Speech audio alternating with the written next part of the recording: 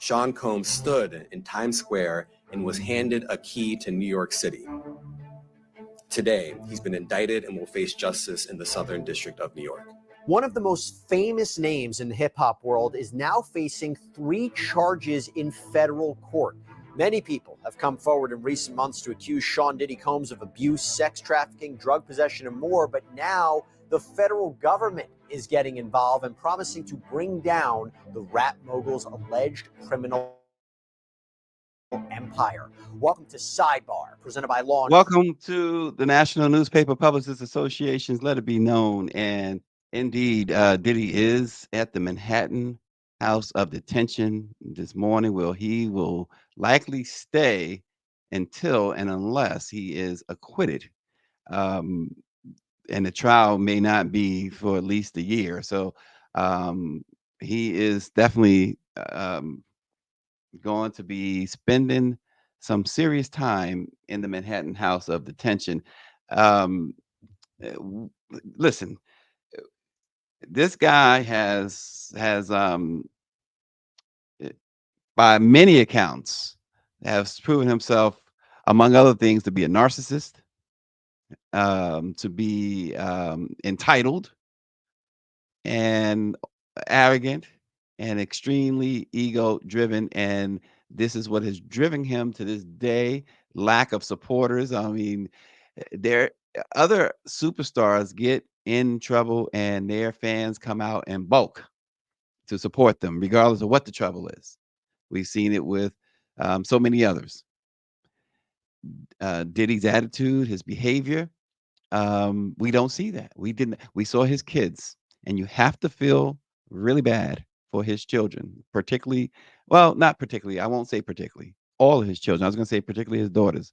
But here's the other thing, and I'm not a legal expert. Obviously, I'm a journalist, and at some point, love to talk to an attorney, a seasoned attorney about this indictment. Because folks, while, you know, as I said, many don't like Diddy, you can put me in the category of I could care less about Diddy. But the one thing that I always champion, particularly for African Americans, is the presumption of innocence and the right to a fair trial and the right to be able to say, I am innocent. You're never supposed to, American justice was not set up for you to have to prove your innocence. No, the prosecution is supposed to prove your guilt. It is not the other way around. The burden of proof has always supposedly been on the prosecution, but we don't see that, and we have not seen that on a consistent basis when it comes to African Americans. And reading the indictment, now Diddy should go to jail for, in my opinion, my less than legal opinion, he should go to jail for beating up women, particularly what that beating he put on Cassie, and that lame excuse that his lawyer stood before the judge yesterday and said, listen, what people don't know about that is that she hit him. She went through his phone, got jealous. He was talking to another girl, and then she hit him with his phone. Even if she did, and right at this moment, I doubt that to be true, but even she did, we saw this man chase her down, beat her down, kick her, stomp her. He should do some time just for that. No question about it. They found illegal guns. Give him some time for that. No question. The ecstasy, I don't know. I mean, that's not a legal substance. So whatever. But does it mean he was distributing it? As many people as they say themselves, the prosecutors say themselves, that comes through, that he had coming through, and then they said they always taking drugs. I would imagine with 1,000 bottles of baby oil and lube, they was all hitting the ecstasy, at least ecstasy. Now, supplying it to them, if he supplied it, does that make him a drug dealer? I I I don't know. Again, I need a lawyer because I thought selling it makes you a dealer. Um, and yeah, Power 96. He says, "What about the other people involved?" And I don't know if you're talking about this, but that's something I was getting to as well. There are racketeering charges. Now, you don't have to be a legal person to say racketeering means that it's at least two people. RICO, you acted in concert. He's the only one charged. And historically, basically in almost any case, the prosecutors are known to overcharge historically. Um, they are known to overcharge. If you run the stop sign, they're going to say on your ticket. If you say you want to fight it in court, they're gonna throw in reckless driving along with the failure to yield at the stop sign. They always overcharge, and in this case, folks, this rush to judgment on Diddy, I get it to an extent. I get it to an extent because we have brought you the horrors of Diddy on this program. But that indictment is so doggone weak unless your name is Cassie Ventura. And listen, the federal prosecutor would have been better served to come out in his press conference and say, this is all about Cassie. Then it'd be like, okay. Because he deserves some severe punishment for Cassie. Does he deserve life in prison? I don't know that Cassie would say he deserves life in prison, but I don't know Cassie. So I'm not trying to speak for her. I'm not trying to minimize what she went through. I hope that he pays more than dollars. I was very happy to see that she cooperated even after she got her money. Even after she got her money, most people won't do that. They take the money, and that's that. They don't go through with the prosecution part of it. Cassie apparently is one of the witnesses that the government will bring. Now, there's other stuff. These are lawsuits that we keep hearing about. Remember, the civil standard is a lot lower than the criminal standard. In a criminal case, they have to prove beyond a reasonable doubt that you committed these crimes. And a reasonable doubt means that a reasonable individual can infer, based on the evidence, that you committed these crimes. In the civil trial, in a civil case, it's a preponderance of evidence, meaning that, okay, I'm not totally sure that you committed these crimes, but because you had ABC, you had lotion, you had 1,000 bottles of baby oil and lube, you probably did this. You see the difference? You see the difference? But folks, again, uh, the indictment, and I lost my ability to see the you guys' comments for some reason at this moment. I don't know what happened. So I don't know if David Youngblood is chiming in. I always look for David for on the legal side. But in any event, um, these charges seem extremely a stretch, an extreme stretch. They appear to be. And if he has good lawyers, he's not looking at life. The charges do carry life sentences, but if he has a good lawyer with all the money he has, the resources, Diddy should be able to um, win some of these charges, the bulk of them, instead of looking at life maybe a few years. But and again, I'm not rooting for the guy. What I'm talking about is justice, and I continue to say if they can do it to a black man with his resources, and they're not, it's not that the feds are, just to be clear, I'm not saying he was set up or anything like that. We saw the video, we saw Cassie's complaint, and Cassie's lawsuit is almost identical. Oh, let me flip it. The indictment against Diddy is almost identical. It's almost like plagiarism to Cassie's lawsuit.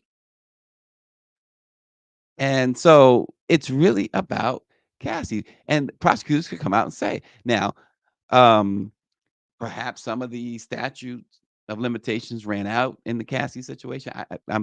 I know that when you go federal, the statute of limitations, David Youngblood, goes a little bit longer than the state statute. The RNG says a plea bargain is in the works. Well, and so that always happens too. Not always, but it often happens when they overcharge like this, and that is the reason. That's one reason prosecutors overcharge, because they want to get a conviction, and a conviction means that a plea deal. A plea deal says you're saying I'm guilty. David says Diddy's gone for a long time. I'm curious if David, you read the indictment, because the indictment, again, from a layman's point of view, it's extremely weak. And the last thing I'll say about this, because we have a special guest coming up at the top of the hour, a very important conversation we're going to have. James M. Williams Jr., the Director of Federal Relations at the American Cancer Society Cancer Action Network. We're going to talk about a critical and time-sensitive national health disparity issue affecting the Black community. So stay tuned, folks. It's the bell. No bail is generally used in cases of mass murders or murderers. Diddy, back in what we've learned is when they raided his home, he and his attorneys had been in constant contact since, and that was in March. They had been in constant contact with the prosecutors. Him understanding that at some point they were taking him into custody. He voluntarily surrendered his passport to his attorney, who showed prosecutors way back in the spring that he surrendered his passport. He had been in the process. He had not used his private plane. He had been in the process of selling it. In fact, they told the court that a deal was reached in principle. Somebody was buying that plane. He has not been using it, has no access to it. And then one of the more unusual things, his mother and all of his children surrendered their passports. And he sold, I'm sorry, he paid off his home in Florida. He had $18 million on the mortgage. He paid that off a couple of months ago so that he can use the entire house, $50 million, $48 million, it's estimated at, as collateral, as bail. Diddy offered to pay $50 million bond, and voluntarily went to New York to face the music. They didn't have to go send the U.S. Marshals or federal agents to Miami or Los Angeles or the Bahamas or Bermuda or somewhere looking for him. You couldn't give this man, you couldn't release him. He said, I'll wear ankle bracelet. You can put me on house arrest. You couldn't give him that. It begs the question as to why. Is it because he's a black man? You have to ask the question. Harvey Weinstein was out on bail during his prosecution. Look at Roman Polanski. Not only was he out on bail, he was out on. They gave him, even after they convicted that rascal. They said you got what, a few weeks or a couple of weeks to get your affairs in order and then report to prison. And then he promptly reported to France, where to this day they have never apprehended him, and he continues to win Oscars. David Youngblood says this is an R. Kelly career building case. And it's a shame when prosecutors use these people's lives to build their careers. Yeah, I don't want to sound like I'm all defending Diddy. I'm trying to defend the justice for people who look like Diddy, who don't have Diddy's resources. This is absurd that based on that it's absurd. It looks absurd based on the indictment that he couldn't at least get bail. And it looks absurd that we're talking what's in that indictment just does not jive with what we thought was coming. And granted, um, they don't put all the evidence in there. Oh, but the charging documents tell you exactly why you should arrest, indict, and detain someone. These charging documents do not paint a picture of somebody that should be detained right now, or held until trial. But that, folks, that's just the way it is right now for Diddy. Um, Again, a lot. I always think about how crazy Martin Lawrence's show was. You bought that on yourself, and he did. He bought it on himself, and it's just unfortunate. Daniela Pierre is asking, does the indictment provide any insight on the baby oil and lubricants? What the prosecutor said at the press conference was that that was evidence to show sexual activity. And yes, the so what? Right? So what? I mean, 1,000 bottles is pretty extensive, but so what? So what? That does in itself is not proof of a crime. It's not proof that somebody came in there unwillingly. And again, I'm not saying Diddy is innocent. I'm not saying that at all. I'm just saying, listen, for the sake of fairness, the one thing that's what I root for. I should say, I root for fairness. Um, yeah, he says the prosecutor is black. Some black folks will jump off a cliff to throw another black person in jail. Um, I'm not faulting him for being black, though. To tell you the truth, that's his job. That's his job. They put him. The Southern District. They put him on the case. Hey, what are you gonna say? No, I'm not going to do my job today. I don't know. Uh,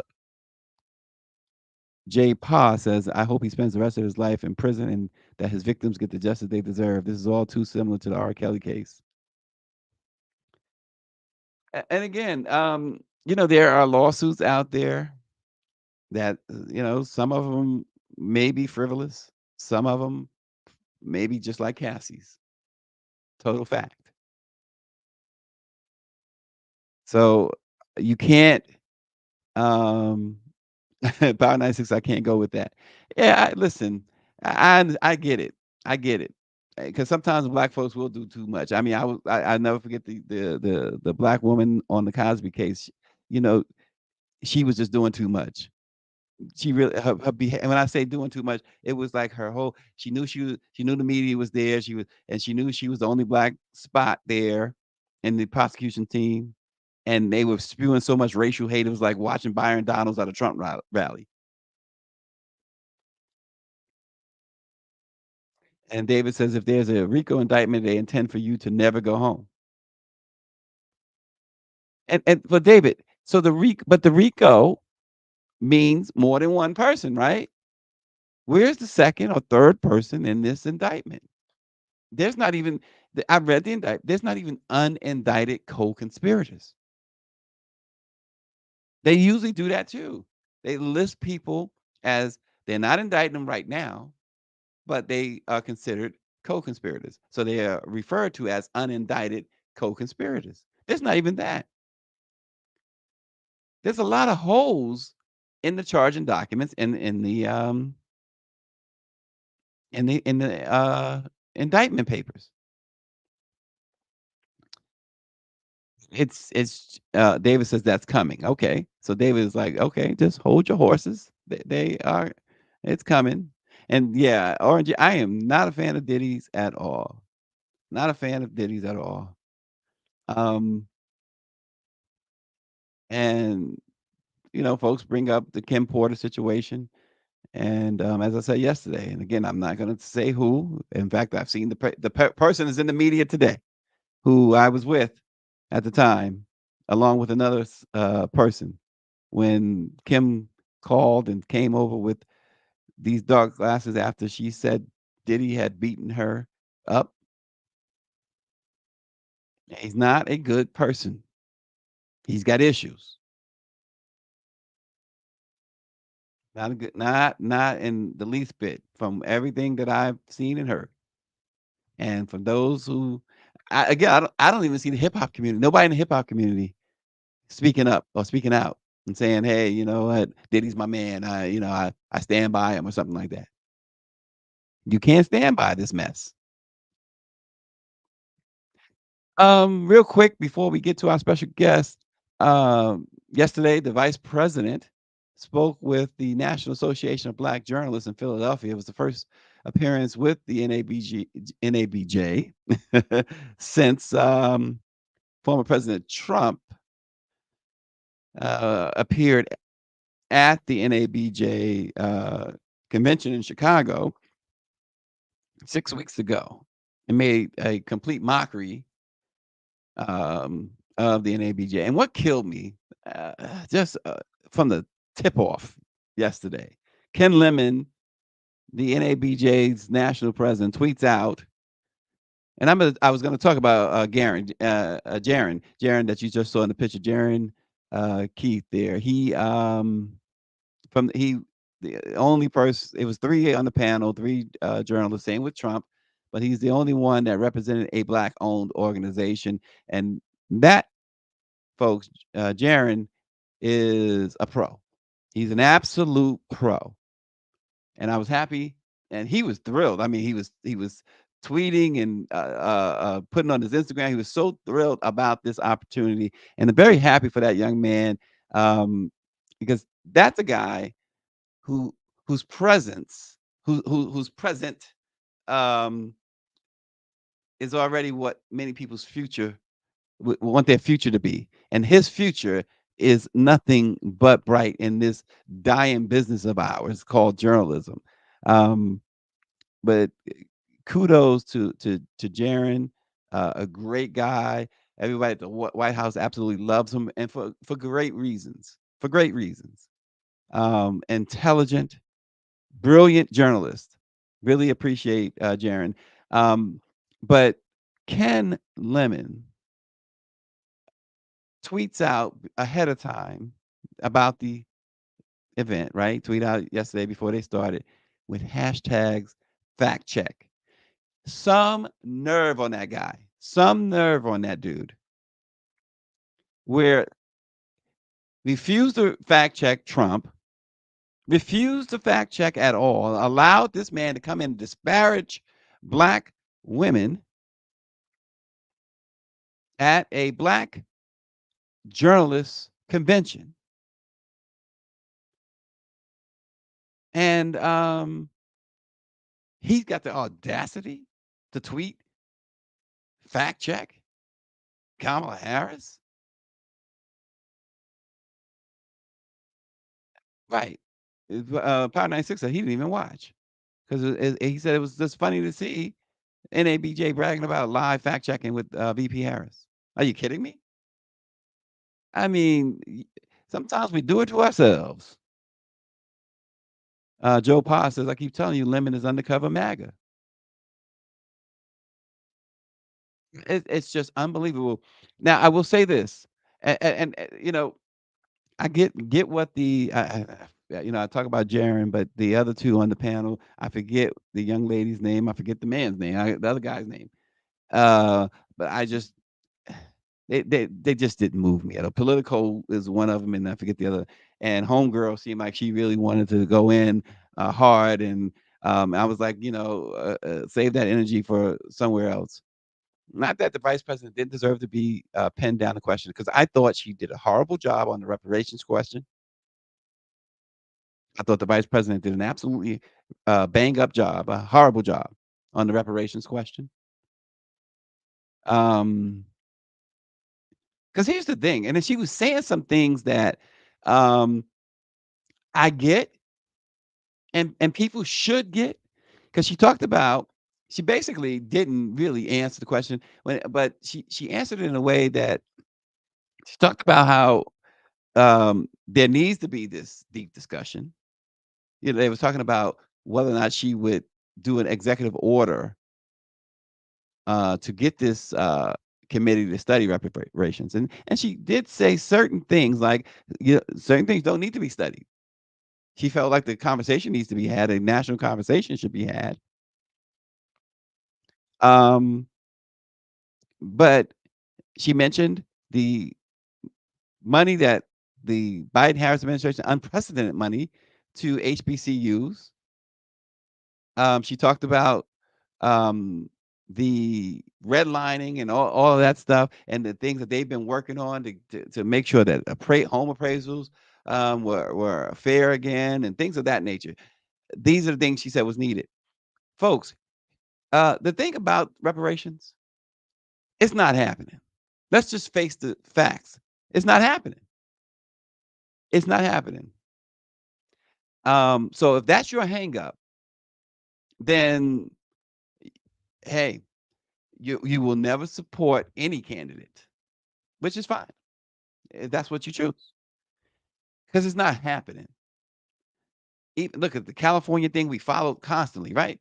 Oh, they're finally going to do something. When it came time to cut the check, the governor said, we ain't got no money. They killed it.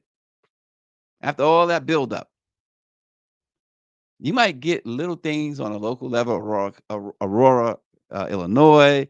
I think it was Aurora, Illinois.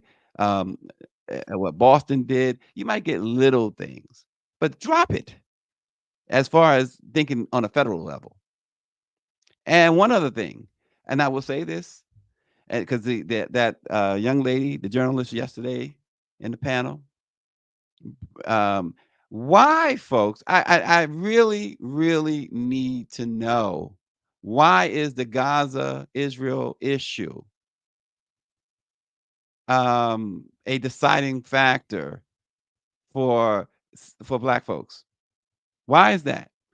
The one thing about the vice president, got to understand, if you've been living under the rock, she's married to, first of all, U.S. government and Israel have been like Mo and Larry. You name two people, Ralph and Ed. But why is that such a make or break for certain Black people? I don't understand. Maybe somebody will explain that to me. I totally get that idea of freedom for the Palestinians. I get all of that. But why is that a make or break issue here when we got so many issues ourselves? I don't get it. I really don't. But folks, Minutes for the markup of that bill today, and very excited to hear what our legislators have to say. A markup is when a committee takes a piece of legislation and line by line goes through and marks up the legislation for amendment so that it can be considered by the House floor. It's very important to see that it is possible for politicians to reach across the aisle. When they're doing that to save lives, it's a wonderful experience to be here and witness history.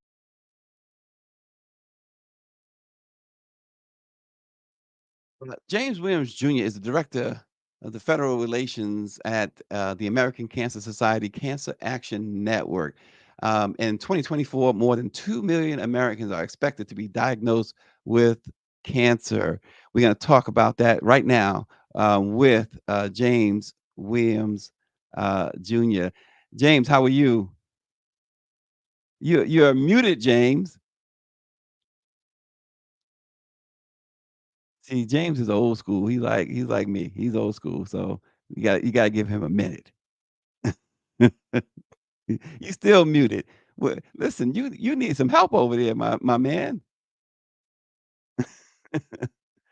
David Youngblood says James is one of the finest guys in the business. Stacey, I'm ready now. I'm 64. It took me a minute to catch up to you. Listen, we got the pleasure of meeting James at the CBCF's annual legislative conference and had a chance to talk with him there. I decided we needed to talk to him a little bit more, just a little bit, because as he pointed out, he's 64, so he might want to go take a nap afterwards. I don't know. I just don't know. But Always James, great to see you, Stacey. Say again. Always great to see you and talk to you, Stacey. No, it's great to see you. Listen, so again, the stats are what they are.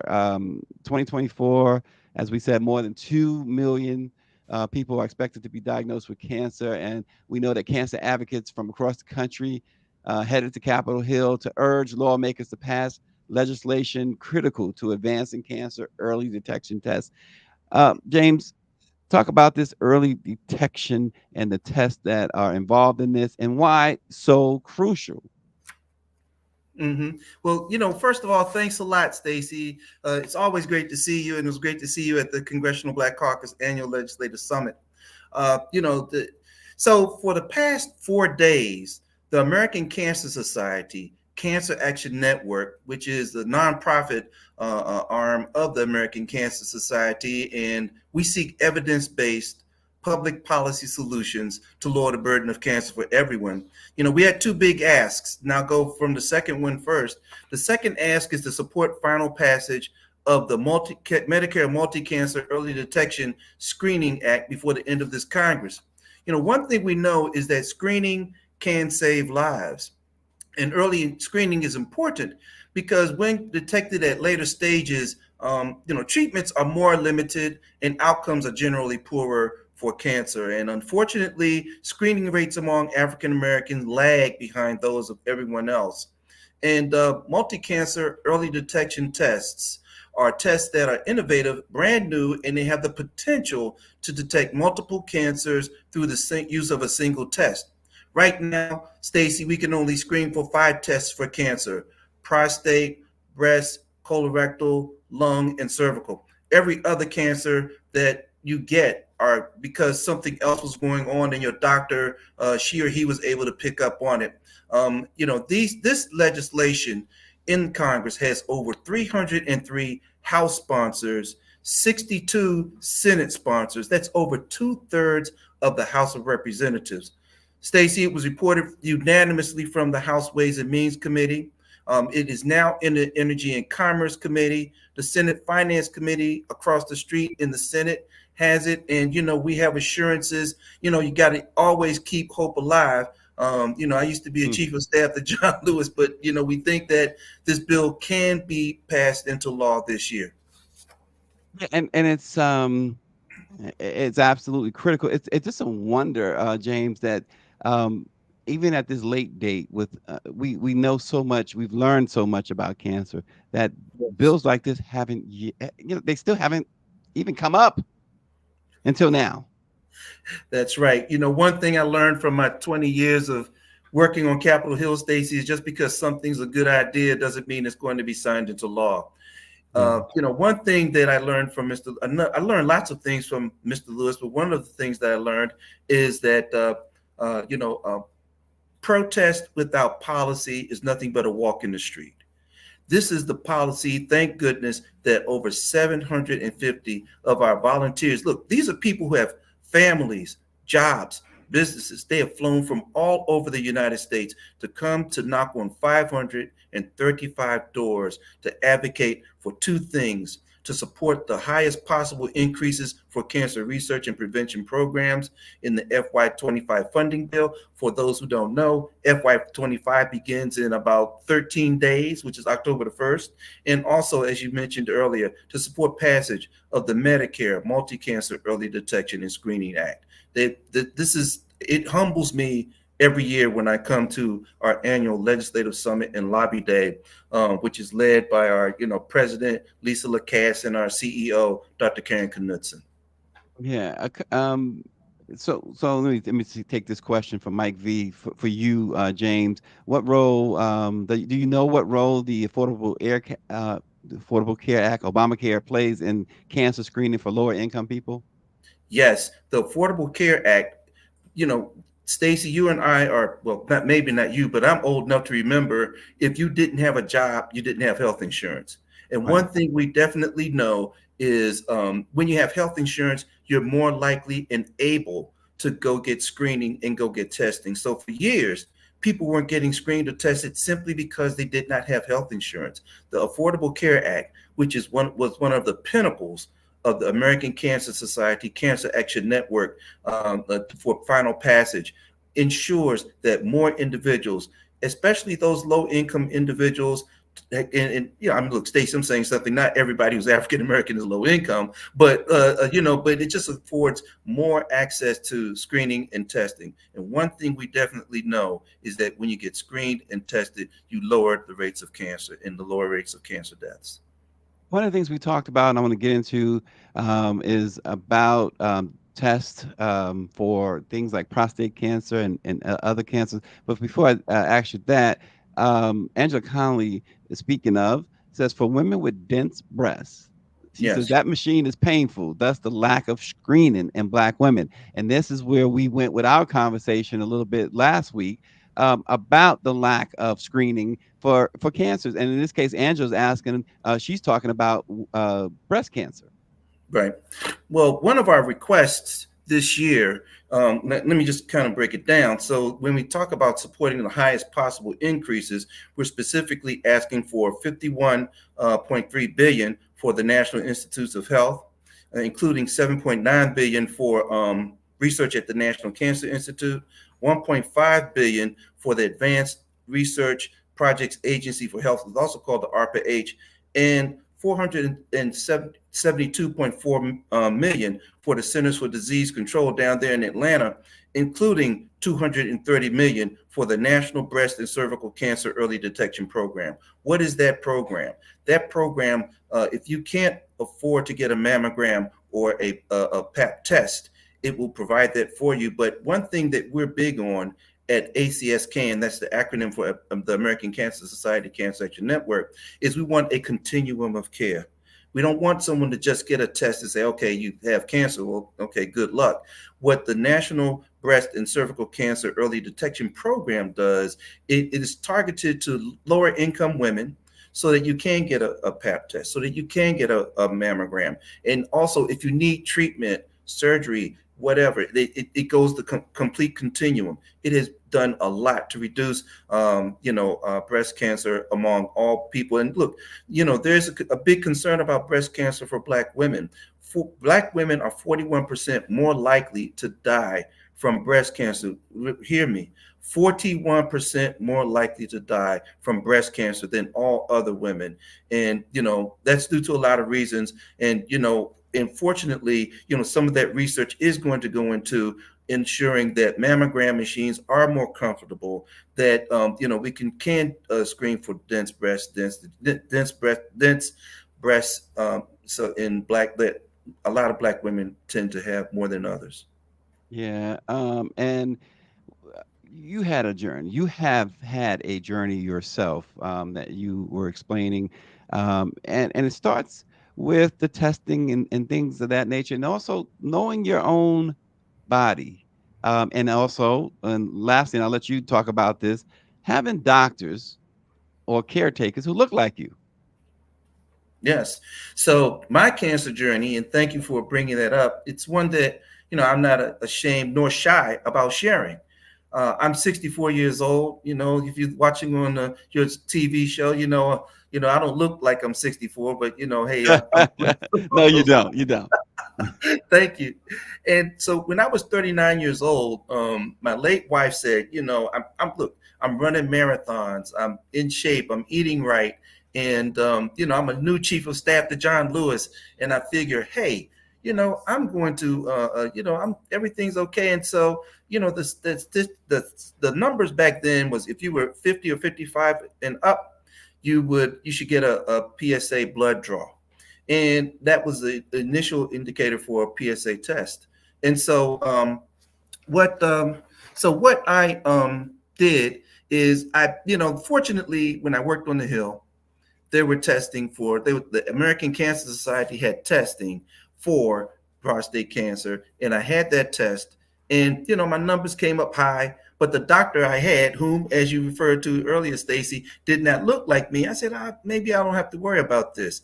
My late wife said, James, you need to go see somebody else who looks like you. And then what happened is the doctor said, oh, let's wait 6 months.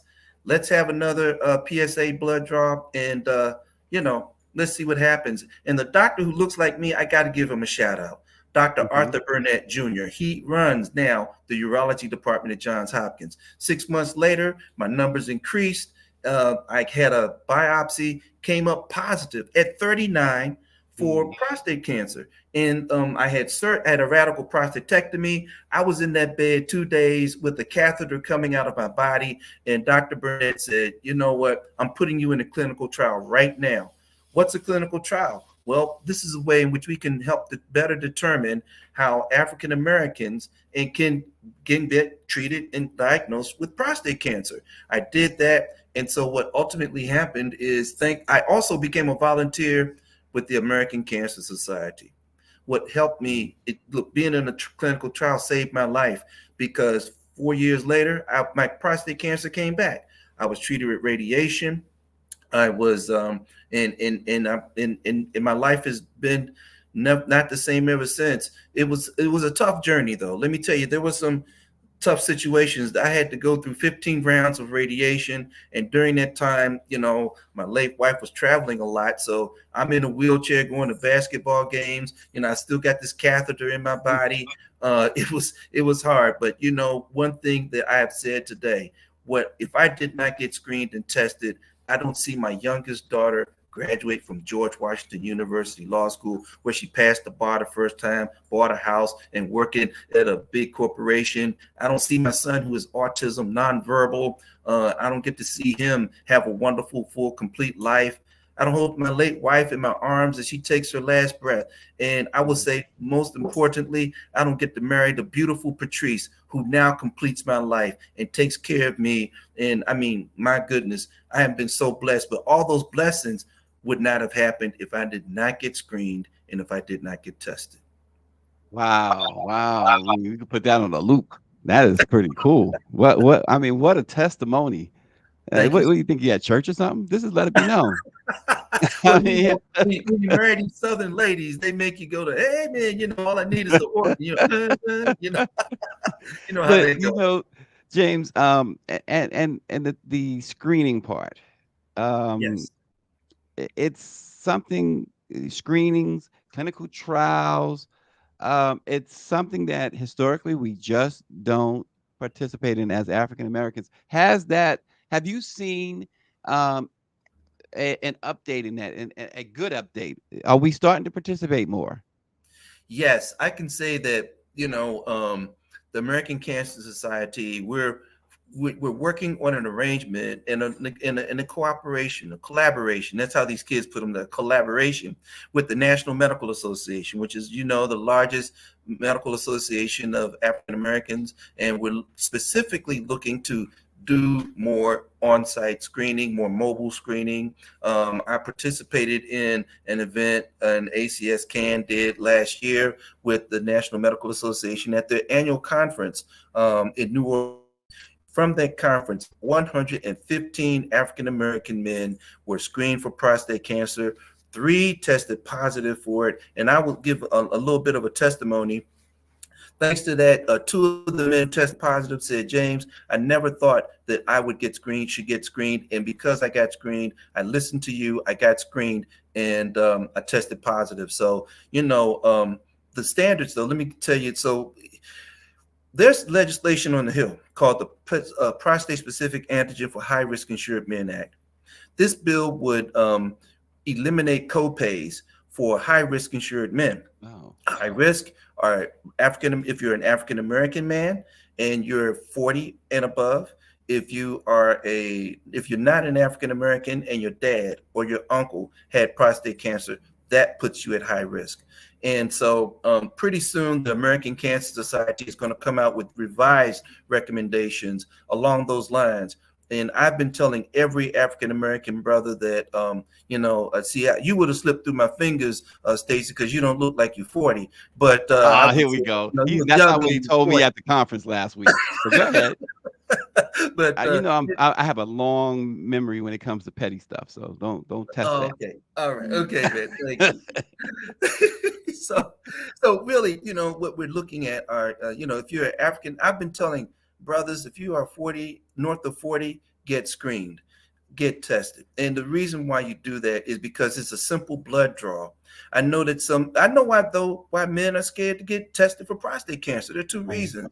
One is impotence and one is incontinence. And thank goodness I was screened and tested early. And when you're screened and tested early, there are two things. Impotence and incontinence is almost totally eliminated. And also when you're screened and tested early, you can have, just a wonderful and full life. Oh, I meant to add a third part. Prostate cancer is 99% curable when caught in its initial stages. 99%. And the key phrase, what he just said, folks, you gotta listen to when it's caught in its initial stages, which means get screened, get tested. It's very important. The number one Taylor Swift fan, Austin Cooper, says, "Thank you, James, for your ministry." Thank you, Austin. But Mike V and David Youngblood both have some really good questions I want to pose to you. HBCUs, Mike V says, produce 40% of our STEM professionals. What else do you think can be done to increase the number of Black healthcare professionals coming out of the academy? Now, you're talking to someone who got a C- in organic chemistry my sophomore year, which meant the end of my hopeful medical career at Meharry Medical College. I went to Fisk University. But one thing that can be done is simply that in high school, encouraging more women, more young Black women, young Black men to pursue the STEM, the careers in science, technology, engineering, and math. Those are the basics of that can be done. And look, let me say a big shout out to the 4 HBCU medical schools that have been producing the majority of our nation's Black doctors, far and above any other universities. And as a proud HBCU graduate, I got to say amen to that. Yeah, and I'm going to go back real quick before I get to David's question. Greer had added on this, and I think it's very important when you talked about the prostate cancer and the incontinence and all that. Does impotence play a role? It can, but again, if it's caught later, the odds of impotence can be there. But even with that, thank goodness, thanks to modern technology and modern science, there are ways to overcome impotence. You can overcome impotence with, there's, Viagra. There's also implants, penile implants that are available. And when you have prostate cancer, and if that's, I'm sorry, what'd you say? Wait a minute now. Yeah, Stacey. What? Go ahead. No. I mean, it just caught me off guard that you said that. Yeah, I had a really good friend. I won't say his name. Pretty famous singer. I was in Mexico with, and he. I'll never forget. This was years ago, and it was myself and a few other men. He called to a room. He says, "I really need to talk to you guys," and he kept saying, "I really need to talk." And they were performing, and finally, after one of the performances, like, we got to have this conversation. And I'm thinking, what's the matter? And so we go up into the room, and he starts talking about prostate cancer, and he said, it's funny that this was mentioned about the impotence part. He says, they used to tell us that we had to wait until we're 50 to be screened, and he's like, this thing got me. I was in my mid 40s. And he says, by the time they found, he says, I can't even, I'm impotent. And he was very adamant that we all get screened and really watch for that. So, this other, the other parts of it, yeah, I really get what you're saying there. I think it's extremely um, valuable information. Angela Connolly is saying that men should get your blood pressure checked often. Does that correlate as well? That I'm not sure. Yeah. But with all of these, what's important for each individual man is to talk to your doctor about what's best for you. And if they have any questions, they can just visit www.cancer.org for more information as to what's the best outcome with regard to you. So yeah, I'm just saying, don't let incontinence or impotence keep you away from getting a PSA test for prostate cancer. David Youngblood says, can you comment on possible advances in lung, kidney, and other cancers? Well, I'll as much as I can. So what we know about, lung cancer, is one of the biggest killers of with regard to any of all of the cancers in general. With regard to kidney cancer, unfortunately, we don't have a screening test for kidney cancer. So what I can say is, what I can say in general is that since 1991, mortality from cancer has gone down significantly. Unfortunately, the incidence of cancer has risen, especially among young people. And that's where the American Cancer Society comes in. We're aggressively doing the research to ensure that we can do all we can to lower the burden of cancer for everyone. JC also mentions this, and I think we kind of touched on this last week when you and I spoke in Washington. He says, he or she, I'm not sure if JC, there's no photo there. It says that the digital exam deters men as well. Absolutely. Part of getting a prostate cancer exam, the part one is the PSA blood draw. And that determines your PSA number. And, your PSA number could be high for different reasons. You could have an infection or anything else, but that's part one. And if your numbers are really high, your doctor, in most cases, may do a digital rectal exam, which is very brief, but sometimes necessary. And indeed, some urologists are moving away from it. But when we talked last week, one thing I know is that, we should not let a PSA blood draw or the possibility of a digital rectal exam keep you away from being screened. The women get full-blown pelvic exams starting at about the age of 12. I hope that there's no one out there afraid to get a digital rectal exam, because one thing we do know is that if you're not screened and not tested, what you don't know can kill you. Yeah, exactly. And in our remaining moments, James, this is again, like last week, this is such a vital conversation to have, and it's never a bad time to have it. But talk again about these bills, the Medicare Multi-Cancer Early Detection Screening Coverage Act, and talk again. Let us remind everyone what is on the table and why they are so important. We got a couple minutes left. So why this bill is so important is because, again, early screening can save lives. And what this bill will do is to, for the first time, allow legislation for tests that from a single blood draw can detect dozens of cancers. Right now, you have to go to 5 different screenings in order to test for the 5 different cancers for which we have screening today. And this is 2024. We've been able to put people on the moon and bring them back. And, you have cell phones and all those sort of things. But our technology, when it comes to screening for cancer, is woefully behind. This bill will allow, for the first time, multi-cancer early detection tests, which we believe the research will be complete by 2028. But Congress, if we wait until 2028 to pass legislation, people will have it. People can pay up to $1,500 per test.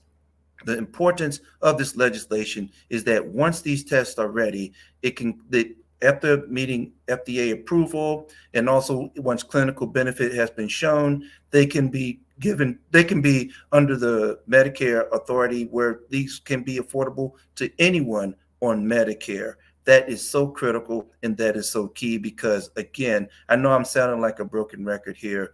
Early detection and early screening can save lives when it comes to cancer. This bill is the third highest co-sponsored legislation, healthcare legislation in Congress. Again, 303 members of the House, 62 members of the Senate. It's a filibuster-proof majority number of co-sponsors in the Senate.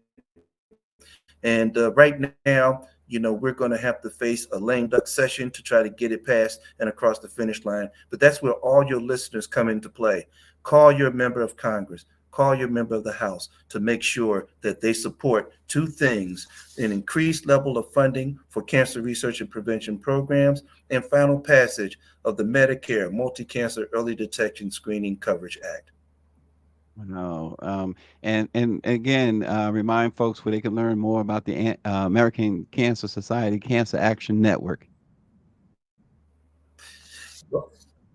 All right. Hey, we've got the two sites. One is www.cancer.org, and there's also fightcancer.org. And if any of your listeners have heard, like I've heard twice in my life, the three words, "you have cancer," they can dial this number, 1-800-227-2345. Again, that's 1-800-227-2345. Someone's there 24 hours, 7 days a week, 365 days a year, and they can help each and every individual as they fight their cancer journey. James Williams Jr., Director of Federal Relations at the American Cancer Society Cancer Action Network. We so appreciate you taking out the time again to talk with Let It Be Known on such a vital issue and educating us a bit too. We appreciate it. Stacy, anytime, any place, I'm ready to come on board because one thing we got to do, we have to let it be known. We got to let it be known. Thanks so much for joining us, everybody. We will see you again tomorrow morning. Thanks for joining us. Thank you. Thank you.